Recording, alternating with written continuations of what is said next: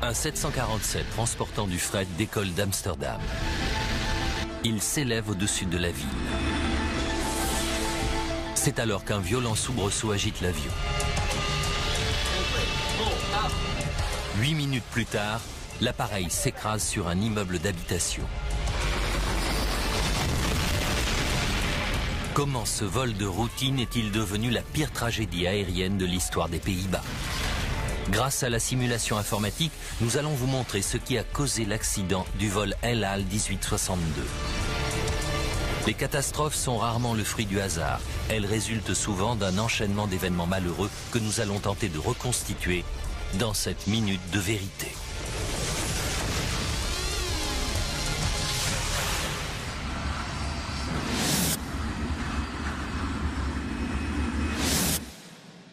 Europe, les Pays-Bas, Amsterdam. À 15 km du centre-ville se trouve l'aéroport de Schiphol, un des plus fréquentés au monde.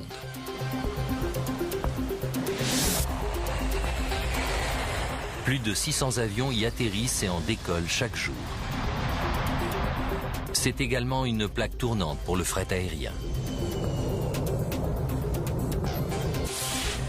Dimanche 4 octobre 1992, 14h40. Un fan d'aviation filme un 747 de transport de fret de la compagnie aérienne israélienne El Al qui arrive de New York. Il va embarquer son chargement et faire le plein de carburant avant de partir pour Tel Aviv sous l'indicatif El Al 1862. 15 heures. Le chargement commence sous le contrôle de Jerry Plettenberg, le responsable d'exploitation d'El Al. La cargaison se compose de biens de consommation, mais certains cartons sont étiquetés « produits dangereux ». Jerry Plettenberg se doute de ce qu'ils contiennent. En effet, les avions cargo d'El Al transportent souvent du matériel militaire. Des hélicoptères Apache, du matériel pour radar, des ailes d'avion, des missiles, des moteurs de F-16, de F-15. Cet armement équipe l'armée israélienne, engluée dans un conflit depuis près d'un demi-siècle avec les Palestiniens. Autant dire qu'El Al est une cible de choix pour les groupuscules terroristes. 7 ans plus tôt, des hommes ont ouvert le feu sur les files d'attente devant le comptoir de la compagnie à Rome et à Vienne, tuant 19 personnes. El Al est en alerte permanente. Des agents de sécurité armés inspectent de près ses avions et son personnel. Et avant d'être embarqués en soute, toute la marchandise passe dans une installation spéciale permettant de faire détonner un éventuel engin explosif. 17h20. Le vol 1862 sort du contrôle sécurité et l'équipage arrive pour l'inspection pré-vol. En service depuis 13 ans, ce 747 est encore à 5 ans de la retraite. Âgé de 59 ans, le commandant de bord s'appelle Itzhak Fuchs. Comme beaucoup de pilotes de la compagnie, c'est un vétéran de l'armée de l'air israélienne. Il compte 25 000 heures de vol. Le commandant Fuchs était l'image même qu'on se fait d'un pilote de ligne. Même en maillot de bain, ça se voyait qu'il était commandant. Il est secondé par le mécanicien navigant Gedalia Sofer et par l'officier pilote de ligne, l'OPL Arnon Ohad, le bleu de l'équipage. À seulement 32 ans, il pilote des gros porteurs depuis moins d'une année. Le décollage du vol 1862 sera pris en charge par le contrôleur aérien Henriette Van Oppenheim. En semaine, elle gère jusqu'à 200 vols par jour. Mais les dimanches soirs sont généralement plus calmes et celui-ci s'annonce tout ce qu'il y a de plus routinier. Le temps était magnifique. On voyait à l'autre bout du monde. Les couloirs de vol autour de Schiphol passent à l'aplomb de quartiers d'Amsterdam très peuplés, comme celui de Bijlmer, à 13 km à l'est de l'aéroport.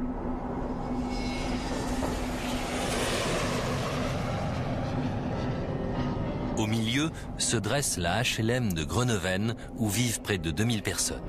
Parmi elles, Marlène Treudman, une infirmière, et Guillermo, son fils. Les avions nous survolaient chaque jour. Et au bout d'un moment, on s'y habitue.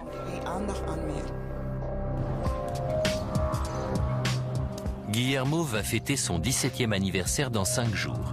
Comme beaucoup d'adolescents, c'est un fan de musique et de films d'arts martiaux, mais ce jour-là, il a accompagné sa mère à l'église.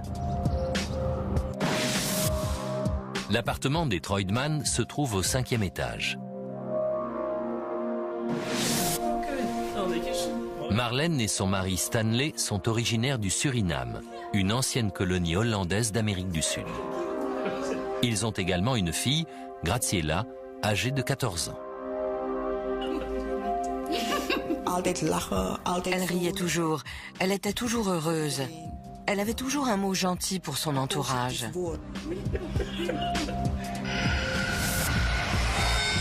18 heures.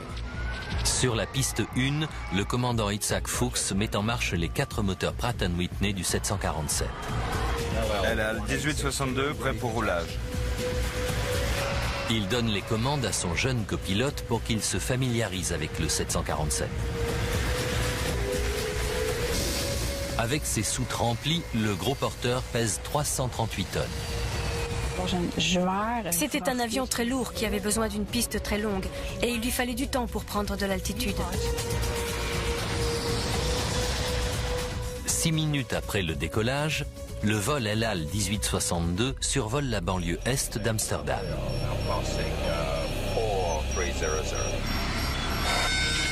18h27 minutes.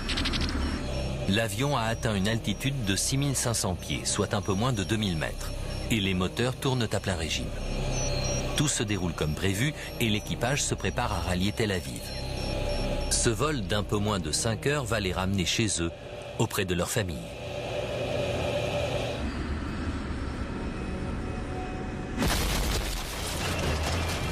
Soudain, un choc terrible secoue l'avion qui commence à perdre de l'altitude en s'inclinant fortement sur la droite.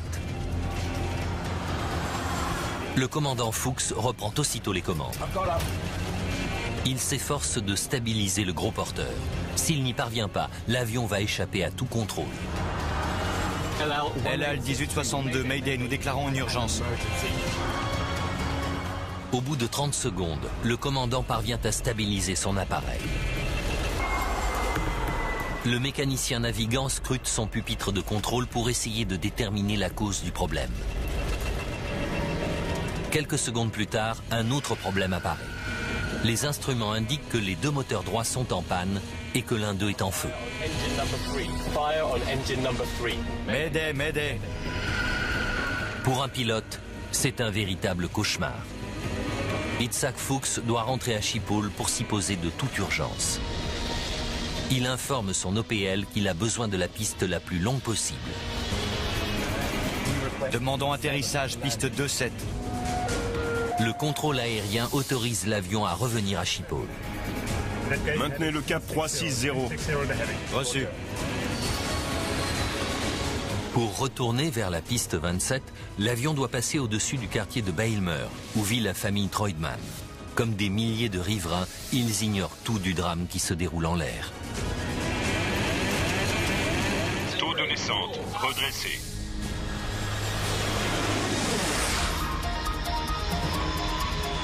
Le vol El Al 1862 continue de perdre rapidement de l'altitude. El Al 1862, Mayday, nous déclarons une urgence. 18h30. Les pompiers prennent position sur l'aéroport où l'avion doit arriver dans moins de 10 minutes.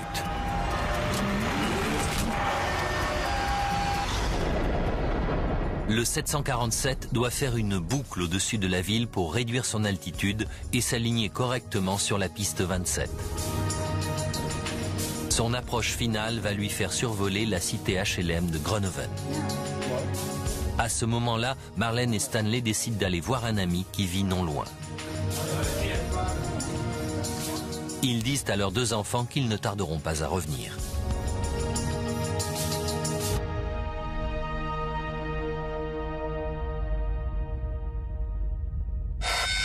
« 18h33 minutes 35 secondes. Descendez à 2000 pieds.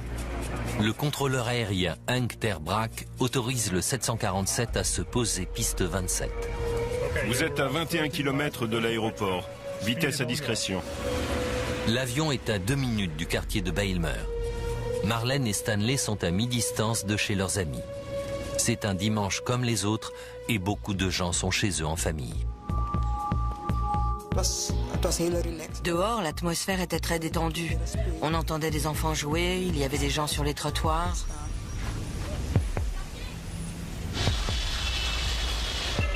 À ce moment-là, lorsque le commandant relève le nez de son appareil pour atterrir,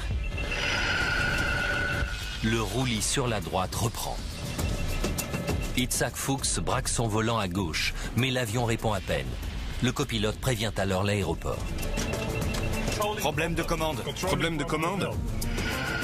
Cette nouvelle pétrifie le contrôleur qui avertit aussitôt sa collègue, Henriette von Opheinen. Henk m'a résumé l'histoire sur l'intercom en me disant « Il a de gros problèmes ». 90 secondes plus tard, le commandant Fuchs s'efforce toujours de compenser le roulis qui ne fait qu'empirer. Et l'avion perd rapidement de l'altitude. Il n'est plus qu'à quelques secondes du quartier de Bijlmer. Inconscients du danger qui les menace, Marlène et Stanley arrivent chez leurs amis. Guillermo et Graziella sont à la maison. 4 étages plus haut, de l'autre côté de l'immeuble, André Boss, 31 ans, entend un grondement qui s'approche. Le bruit était de plus en plus fort, puis c'est devenu un grondement.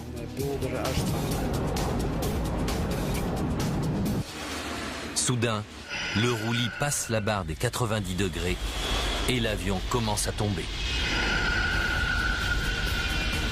Relevez les volets et sortez le train. On descend, on descend. Taux de descente redressé. Le hurlement des moteurs devient assourdissant et André Boss appelle les services de secours. Quelques secondes plus tard, le cauchemar se déroule sous ses fenêtres. J'ai vu le train d'atterrissage passer juste devant mon balcon. Marlène et Stanley arrivent chez leurs amis. Dans son appartement du 10e étage, Rinus de Haan, un employé de banque de 36 ans, s'apprête à dîner. Le miaulement de son chat le fait sortir sur son balcon. Il est paralysé par ce qu'il voit. Un avion se dirige droit vers son immeuble. J'ai vu toute ma vie défiler devant mes yeux. Et je me suis dit, c'est fini.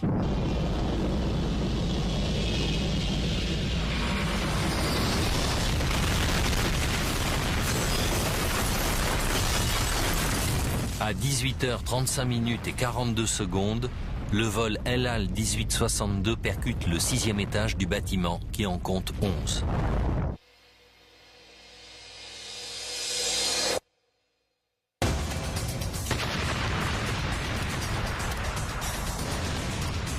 J'ai entendu un bruit énorme, un grand boom. L'impact fait perdre connaissance à Rinus de Haan. Le carburant enflammé tombe en pluie sur des dizaines d'appartements.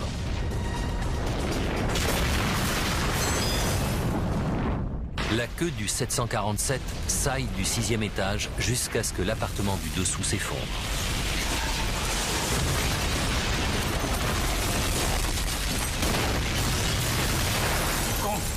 Le bruit vient de l'appartement de Marlène et de Stanley, où ils ont laissé leurs enfants. Angoissé, le couple revient précipitamment sur ses pas. Quel désastre vient de s'abattre sur leur quartier? Leurs enfants sont-ils en danger?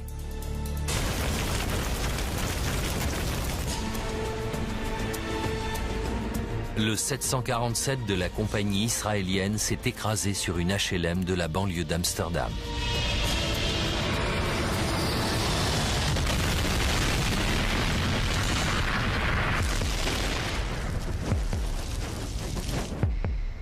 « 18h35 et 47 secondes. L'aiguilleur du ciel Henk ter Braak constate qu'il ne reçoit plus le signal de l'avion.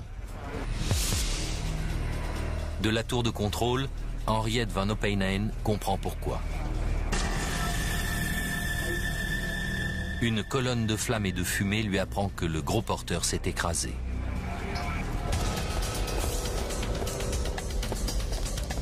Marlène et Stanley rentrent précipitamment chez eux. À travers les arbres, ils distinguent un mur de feu.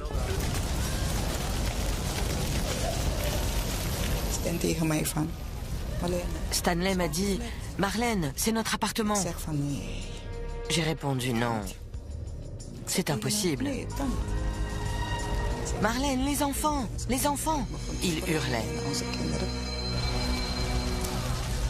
Stanley s'arrête net, tandis que Marlène se précipite vers l'immeuble en flammes. Elle s'engouffre dans un escalier et grimpe jusqu'au 5e étage. La seule chose que je me disais, c'est que je devais retrouver mes enfants.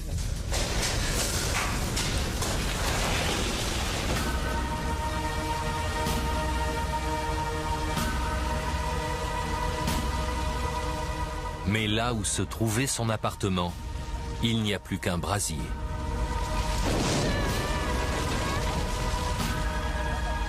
Je n'arrivais pas à croire que mon appartement avait disparu.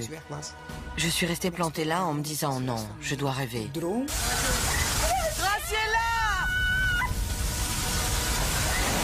Guillermo! Graciela! Marlène se dit alors que Guillermo, 16 ans, et Graziella, 14 ans, ont peut-être entendu l'avion arriver et qu'ils se sont enfuis. Elle part donc à leur recherche.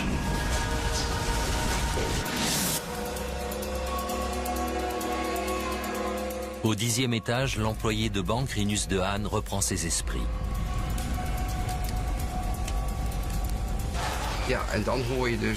On entendait le feu crépiter et les gens qui hurlaient. Il titube jusqu'à la porte d'entrée de son appartement. Mais il constate avec horreur qu'il ne peut pas l'ouvrir. L'onde de choc due à l'impact a tordu le chambranle et la porte est bloquée. Rinus de Haan a survécu au crash, mais il risque maintenant de périr carbonisé. Il n'y a aucun moyen de sortir. Même son chat ne peut pas sauter du 10e étage. Je me suis dit que c'était la fin. Réussir à sortir relevait du miracle. Situé à 200 mètres, l'appartement d'André Boss est intact. Le jeune homme accourt sur les lieux du drame pour voir s'il peut se rendre utile. On voyait le cœur énorme du brasier et des flammes qui sortaient de chaque appartement. Des centaines de gens sont peut-être prisonniers du sinistre et vraisemblablement blessés. Et tous risquent de mourir avant l'arrivée des pompiers. Au mépris de sa vie, André Boss débloque les portes à coups d'épaule. Vu l'intensité du brasier, entrer dans certains appartements est suicidaire. Mais dans d'autres, il parvient à secourir des gens inconscients, asphyxiés par la fumée. Hébétés, des riverains se précipitent. Marlène Treudman interroge tous ceux qui se trouvent à proximité du lieu de l'accident pour savoir s'ils ont vu ses deux enfants, Guillermo et Graziella.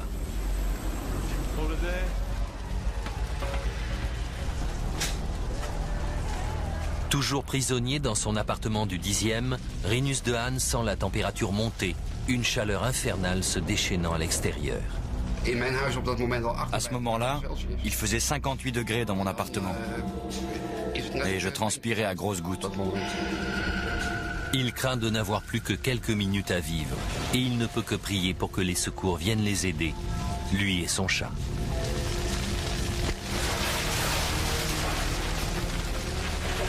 À l'instant où il craint de perdre à nouveau conscience, des voisins défoncent sa porte. Il l'évacue au tout dernier moment.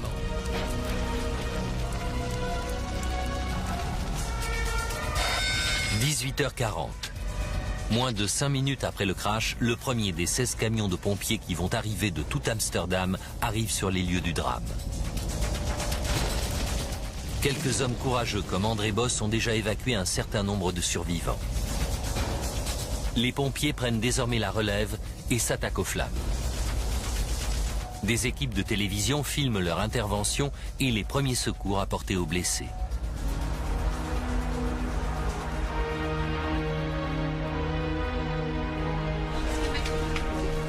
« 50 minutes après l'accident, Marlène cherche toujours ses enfants. En vain. Et la terrible vérité commence à faire son chemin dans son esprit. Elle a dit au revoir à Guillermo et Graziella moins d'1 heure auparavant, en leur promettant de revenir rapidement. Mais elle perd petit à petit espoir de les revoir. À ce moment-là, j'ai eu l'impression que c'était moi qui étais morte, que tout à l'intérieur de moi était mort. Pourquoi est-ce que ça devait arriver? Pourquoi mes enfants devaient-ils mourir?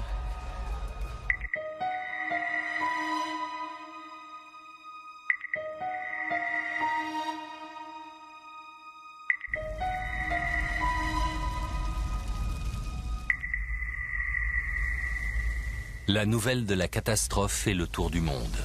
Pas moins de 200 personnes auraient péri ce soir après le pire accident aérien de l'histoire des Pays-Bas. À l'aube, on découvre un trou béant au milieu de l'immeuble. L'avion a détruit 31 appartements sur 11 étages. Officiellement, on déplore 43 morts, dont le commandant Fuchs et son équipage.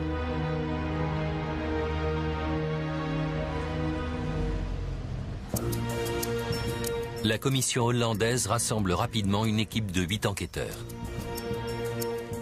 Frans Erhardt est à leur tête. Cet ancien pilote de chasse travaille depuis 20 ans en tant que spécialiste des accidents d'avion. Le voilà face à son pire cauchemar. On espère que ça n'arrivera jamais et puis ça se produit.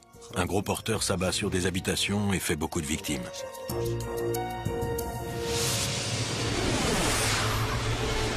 Qu'est-ce qui est à l'origine de la pire catastrophe aérienne du pays? Pourquoi le 747 a-t-il volé correctement pendant les 8 minutes qui ont suivi le Médée pour finalement plonger sur la cité HLM? En retraçant le fil des événements qui ont conduit à ce jour fatidique et en analysant en détail l'enquête qui a été faite, nous allons vous révéler ce qui est vraiment arrivé au vol El Al 1862. La simulation informatique va vous emmener là où aucune caméra ne peut aller, au cœur de la catastrophe. Cap au 360. Frans Erhardt analyse d'abord les enregistrements du contrôle aérien de Schiphol. Il révèle que l'OPL Arnon Ohad a annoncé avoir perdu les 2 moteurs côté droit. Moteurs 3 et 4 inopérants. Ils apportent également un autre indice capital. Moteur 3 en feu, moteur 3 en feu. Un de ces 2 moteurs était en flammes. Or, les enquêteurs savent qu'une panne simultanée de 2 moteurs est rarissime. Ils ne voient pas non plus quel ennui mécanique pourrait provoquer un incendie suffisamment étendu pour toucher 2 moteurs. Ils envisagent donc une hypothèse plus effrayante.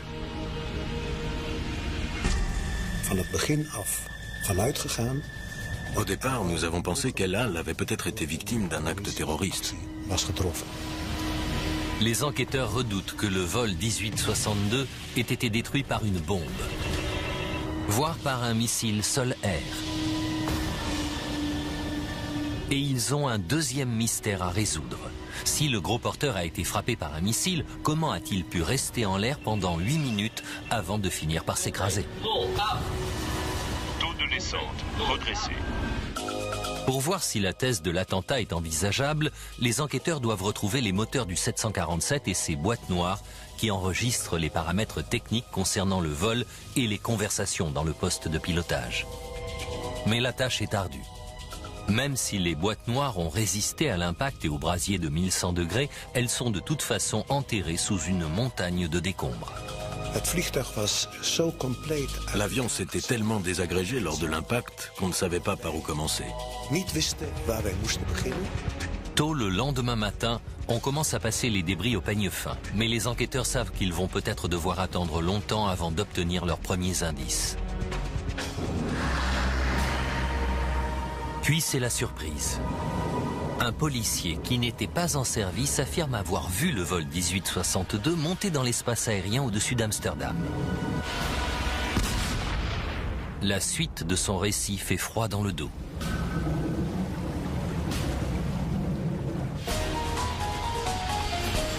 D'autant que pour l'heure, les enquêteurs n'ont aucune autre hypothèse susceptible d'expliquer pourquoi l'avion d'El Al s'est écrasé sur la cité HLM de Bijlmer.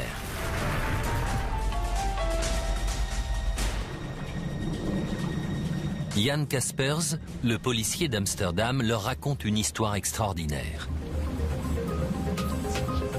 Le soir de l'accident, avec un ami, il faisait une sortie en bateau sur le lac Bijlmer, à une dizaine de kilomètres à l'est d'Amsterdam. Le bateau était ancré juste en dessous de la trajectoire du vol El Al. À 18h27, les deux hommes préparent leur dîner lorsqu'ils entendent une déflagration violente.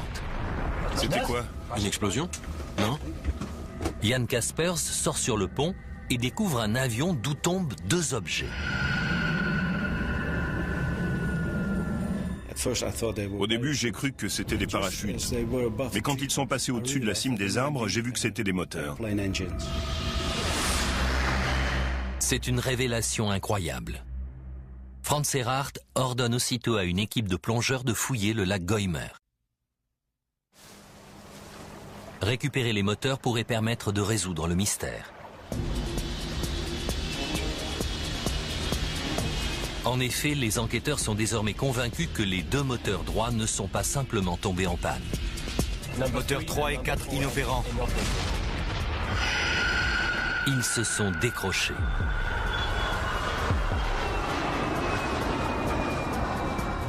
Les pilotes ne pouvant pas voir les moteurs depuis le cockpit, ils n'ont aucune idée de ce qui s'est passé. Les enquêteurs constatent également que l'alarme incendie n'était qu'une fausse alerte. L'arrachement des moteurs a coupé des câblages qui ont déclenché l'avertisseur sonore et induit l'équipage en erreur. En fait, il n'y avait pas d'incendie des moteurs sur le côté droit. Et pour cause, il n'y avait plus de moteur du tout. Mais le mystère reste à élucider. Qu'est-ce qui peut bien faire tomber deux moteurs de 5 tonnes pièce en même temps?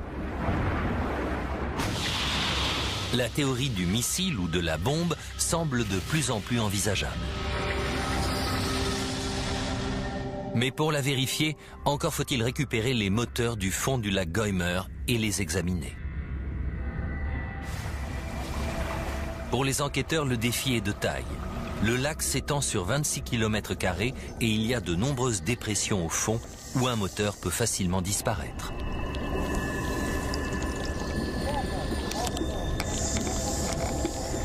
Mais contre toute attente, au bout de quelques heures de recherche, un plongeur repère un morceau d'avion volumineux.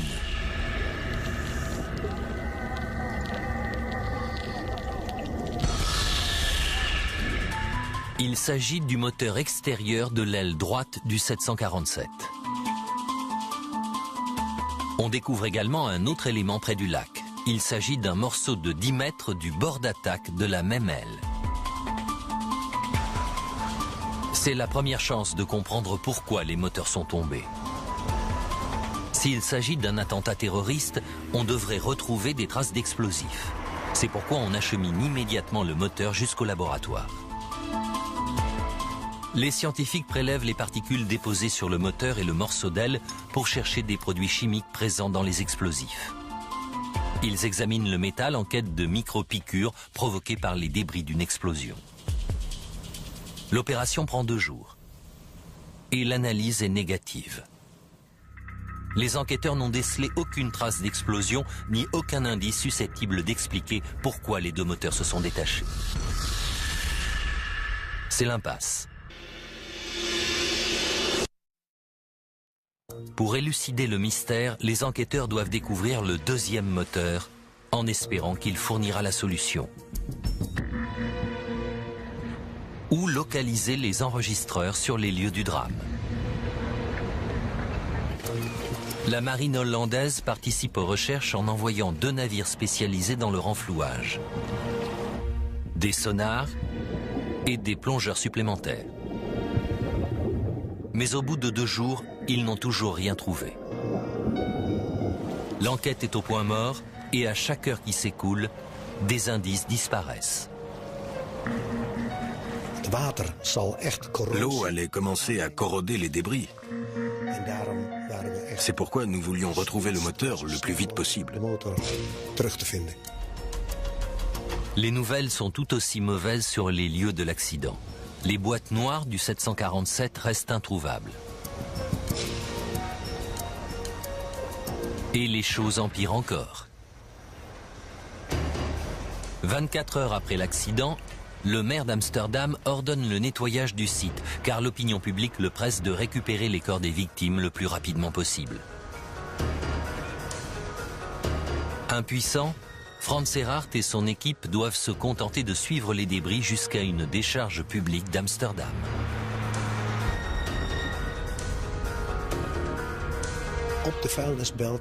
Nous avons cherché les éléments dont nous avions besoin au milieu des déchets ménagers.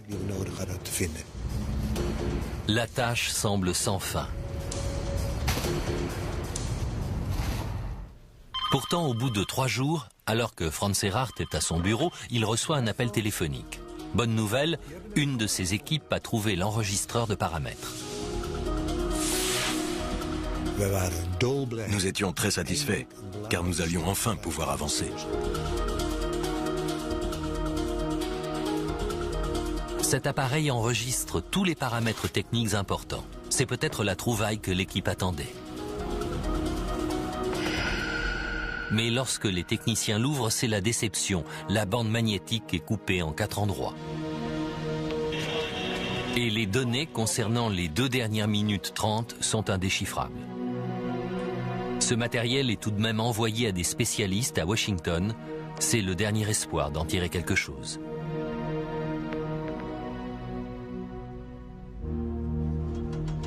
« 11 jours après l'accident, les enquêteurs sont démoralisés. 2 des pistes principales, la récupération d'un moteur et la découverte d'une des boîtes noires, se sont avérées inexploitables. Or, le grand public exige des réponses. La pression des médias et du public était incroyable. De toute ma carrière, je n'ai jamais eu à travailler sous une telle pression.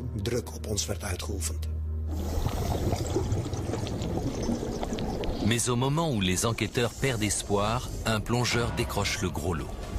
Il découvre le moteur manquant à moitié enterré dans la vase. Il est encore fixé au pylône qui le relie à l'aile.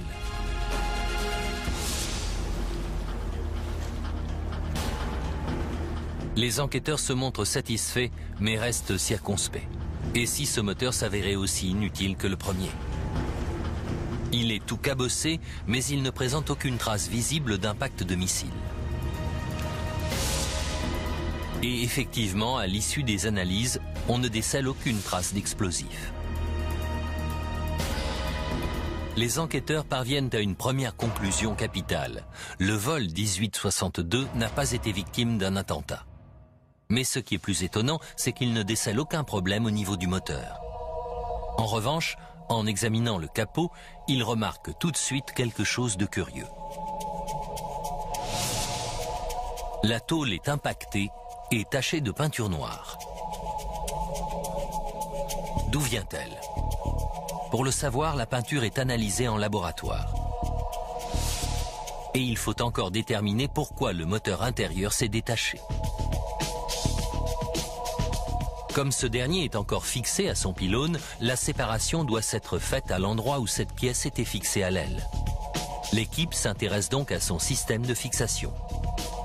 Sur un 747, 4 ferrures d'attache assurent l'arrimage du moteur sous l'aile. Chacune d'elles est munie d'un goujon d'acier creux de 14 cm appelé axe fusible.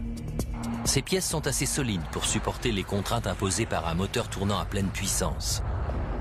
Mais elles sont conçues pour céder dans des circonstances bien particulières.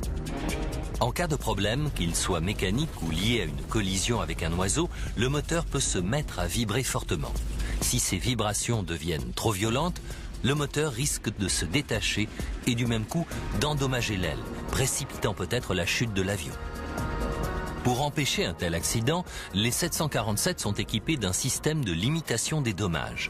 Lorsque les vibrations dépassent un niveau donné, les axes fusibles cèdent, faisant ainsi tomber le moteur avant que des dégâts plus graves ne surviennent. Mais apparemment, le moteur intérieur n'a pas connu de problème de ce genre. D'où l'hypothèse effrayante envisagée par les enquêteurs, les axes fusibles ont-ils mal fonctionné et provoqué le drame? L'équipe examine le pylône du moteur intérieur. Les spécialistes se concentrent sur les vestiges des deux attaches médianes qui soutenaient l'essentiel du poids. Leurs axes fusibles ont disparu.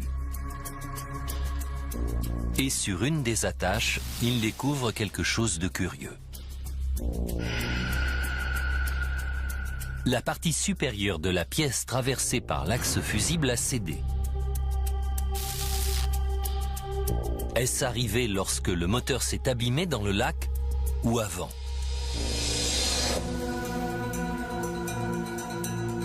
Des spécialistes des métaux analysent la cassure et parviennent à une conclusion irréfutable.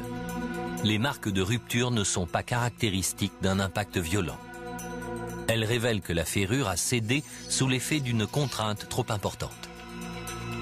Ça ne peut qu'être le résultat de la rupture d'un des axes fusibles intérieurs.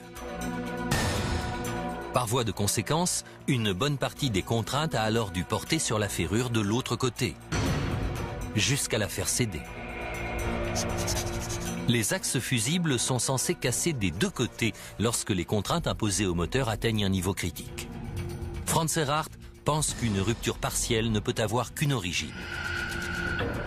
Une fatigue du métal de l'axe fusible. Cette nouvelle théorie est tout à fait inattendue. Cette défaillance est-elle la cause du drame?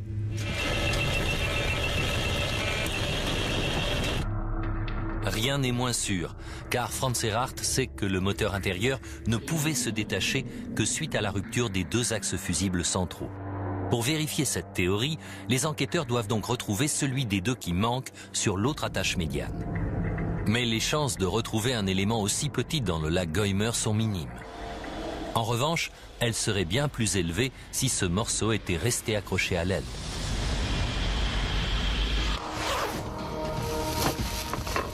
Franz Erhardt envoie donc plus d'une vingtaine d'agents fouiller la décharge publique où sont entassés les vestiges du crash. Personne ne nourrit beaucoup d'espoir. L'axe fusible ne mesure que 14 cm de long et il a probablement cédé lors de l'impact. Chercher la pièce manquante revenait à chercher une aiguille dans une botte de foin.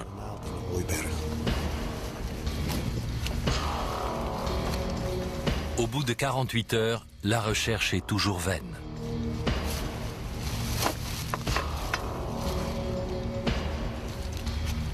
Mais le troisième jour, un des membres de l'équipe repère un bout de métal sous des déchets.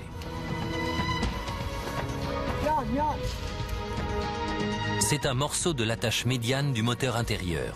Contre toute attente, il y a encore un bout d'axe fusible à l'intérieur. Les enquêteurs savent que c'est sûrement leur dernière chance de résoudre le mystère. Ils analysent le fragment au microscope électronique dès son arrivée au laboratoire. Et la réponse est bien là. Sur la paroi de l'axe fusible, ils découvrent une fissure de 4 mm de profondeur. La physionomie du métal autour de ce défaut est caractéristique d'une fatigue. Le défaut est apparu le long des sillons d'alésage du fût du goujon évidé. C'est l'élément que les enquêteurs cherchaient pour avancer. Ils savaient déjà que la fatigue du métal avait fini par faire céder un des deux axes fusibles centraux. Ils savent désormais, sans l'ombre d'un doute, que l'autre axe fusible central était lui aussi abîmé.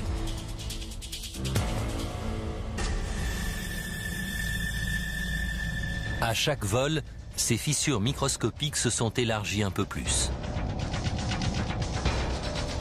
Et le 4 octobre 1992, l'écartement a atteint le point critique. À 6500 pieds, les moteurs tournant à pleine puissance, les axes fusibles défectueux ont cédé.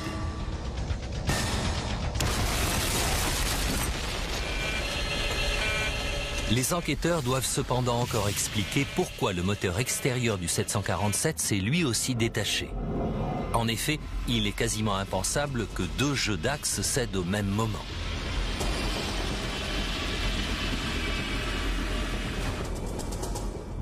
C'est alors que les résultats d'analyse de la peinture trouvée sur le capot reviennent du laboratoire.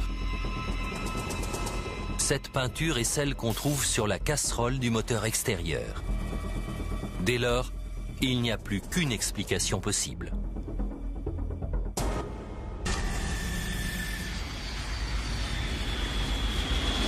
Le moteur intérieur tournait à plein régime lors de l'ascension de l'avion. Lorsqu'il s'est détaché, il n'est pas tombé tout droit, mais vers l'avant.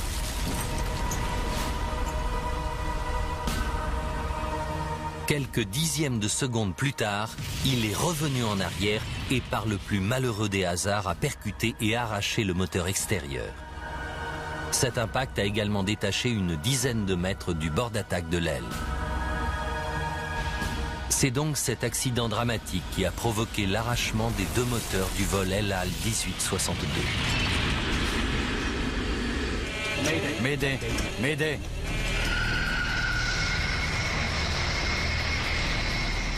La commission d'enquête hollandaise avertit l'avionneur Boeing, qui invite aussitôt les compagnies aériennes utilisant le millier de 747 en service à travers le monde à procéder à une inspection des axes fusibles et, le cas échéant, à leur remplacement. Traumatisés, les habitants du quartier de Bijlmer veulent cependant connaître la clé d'un autre mystère. Pourquoi l'avion s'est-il écrasé ? Un 747 est théoriquement en mesure de voler avec seulement deux moteurs. Pourquoi le vol 1862 a-t-il subitement chuté quelques minutes avant d'atterrir en urgence ? Relevez les volets, sortez le train! Les enquêteurs analysent le fragment d'aile récupéré dans le lac Goymer. Il est clair que des dégâts pareils n'ont pu que nuire à la portance de l'avion. Ils découvrent également que des commandes de vol importantes ont perdu toute pression hydraulique lors de l'arrachement des moteurs. Mais si ces dégâts avaient pu faire tomber l'avion, comment le commandant Fuchs a-t-il réussi à le faire voler normalement pendant encore 8 minutes ? Pour l'instant, ça reste une énigme. Puis, 18 jours après le crash, l'équipe reçoit une bonne nouvelle. Les spécialistes américains ont récupéré les informations de l'enregistreur de paramètres. Ces données techniques constituent la dernière pièce du puzzle. Elles révèlent en détail ce qui a fait tomber le 747 d'El Al.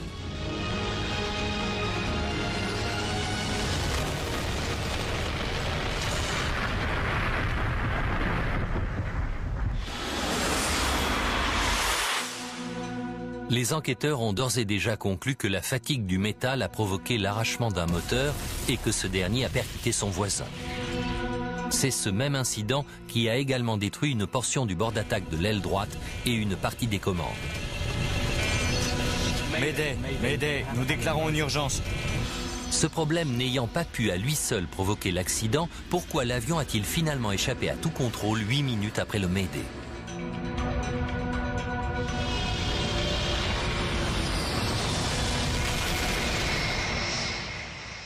Les enquêteurs font alors appel à un pilote d'essai et ingénieur en aéronautique, Geert Tiklar, pour trouver la réponse à cette question.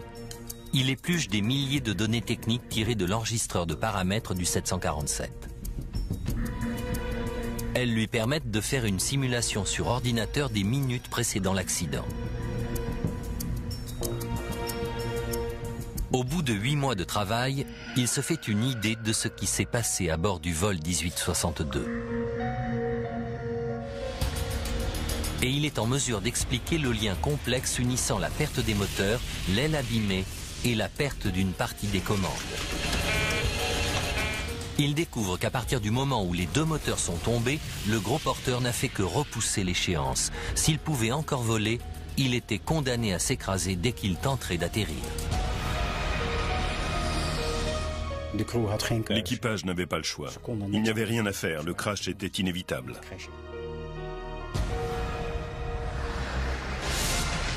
Les paramètres de vol révèlent enfin pourquoi le vol El Al 1862 a plongé sans prévenir, après avoir volé tant bien que mal pendant 8 minutes. Et pourquoi il a mis en danger la vie de centaines de gens à terre.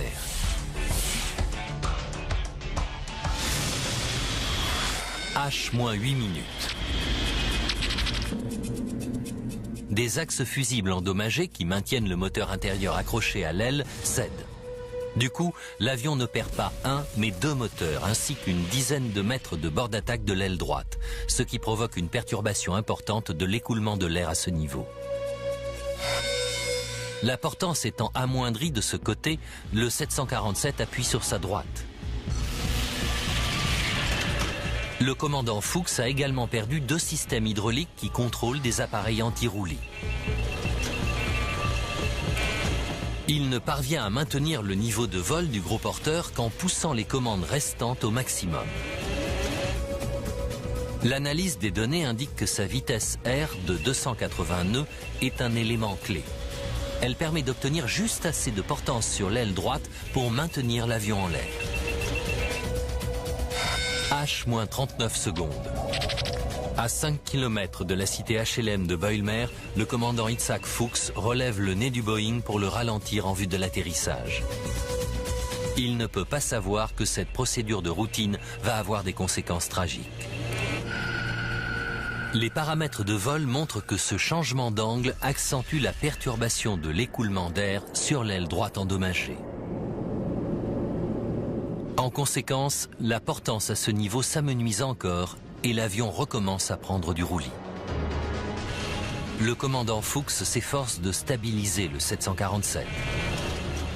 Mais la vitesse R est passée en dessous de 260 nœuds, ce qui a encore réduit la portance.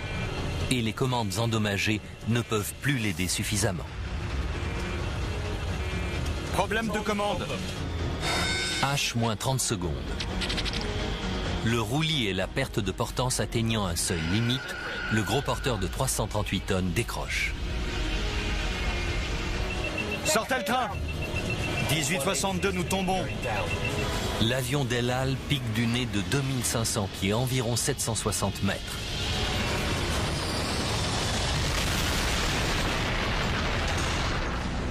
Des défauts microscopiques dans deux composants de 14 cm de long ont conduit à la mort de 43 personnes.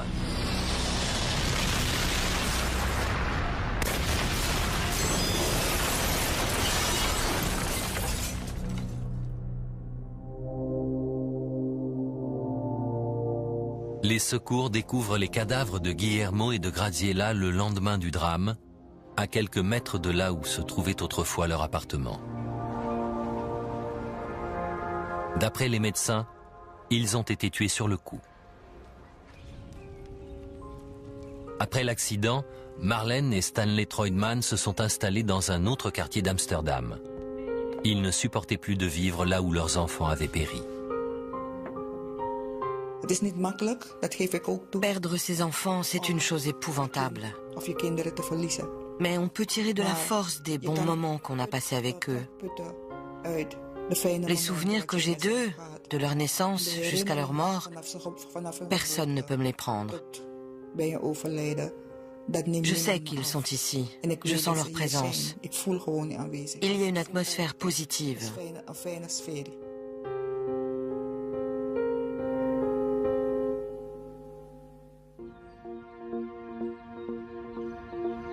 Les appartements dans la zone de l'accident ont été démolis, mais leurs fondations sont restées. Non loin se dresse un mémorial pour les victimes.